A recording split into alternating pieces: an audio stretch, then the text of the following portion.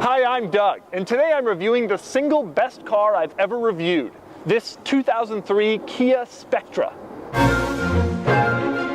Now I know what you're thinking, how could this possibly be the best car I've ever reviewed? I reviewed an Alfa 4C and a 911 Turbo, I owned a Ferrari and an Aston Martin.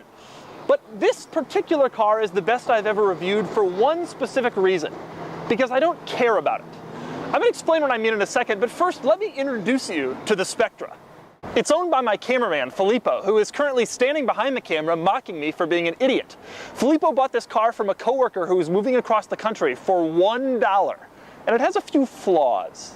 There's this dent, there's this dent, there's this scrape, and this scrape. There's this dent, and this dent, and this dent, and this scrape. There are these stupid aftermarket sun visors, except right here where it broke. The gear lever has lost its shift boot. The parking brake doesn't work.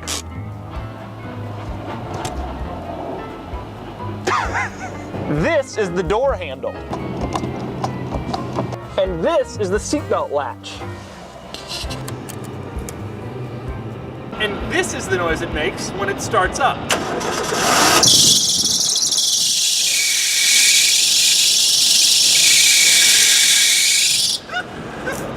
Don't worry though, it was sold by the classy Park Avenue Auto.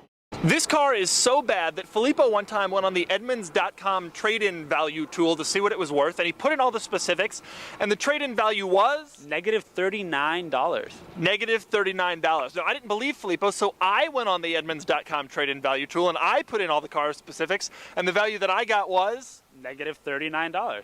In other words, according to Edmunds, if Filippo wanted to trade this car in on a new one, he would have to pay a dealer $39 to take it off his hands. And yet, in spite of these issues, it remains the best car I've ever reviewed. And here's why. When I park my Aston Martin, I'm about as cautious as a prairie dog getting up out of its hole and looking for predators.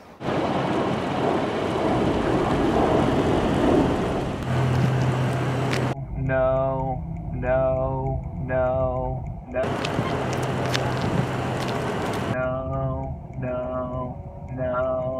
And then I park in some lonely end spot, far away from everyone else, so that nobody will hit me.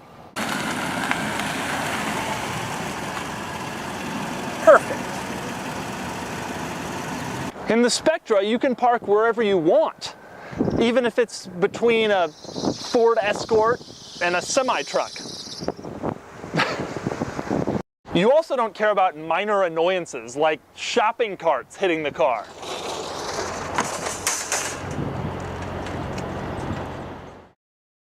The Spectra is also great to drive. I mean, really, it's horrible to drive. But in the Aston, you have to go carefully around every little pothole and road bump.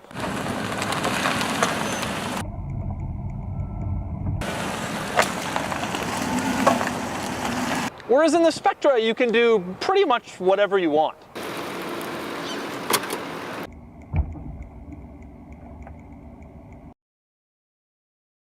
And then there's maintenance. I just spent $1,420 on the annual service for my Aston Martin. According to Edmunds, this thing isn't worth $1,420, even if you had $1,450 in cash in the trunk. The result is that you can get creative with repairs. In the Aston, everything has to be replaced perfectly to manufacturer specifications using original parts. In the Spectra, who really cares? A zip tie here, a piece of tape there, nothing here, and you don't really care about it. And so, ladies and gentlemen, the Spectra is the best car I've ever reviewed simply because you don't have to worry about it.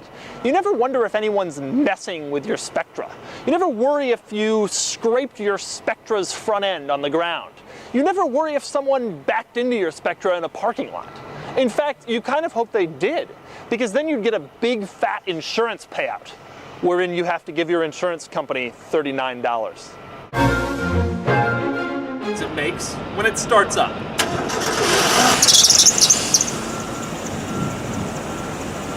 Where's the noise?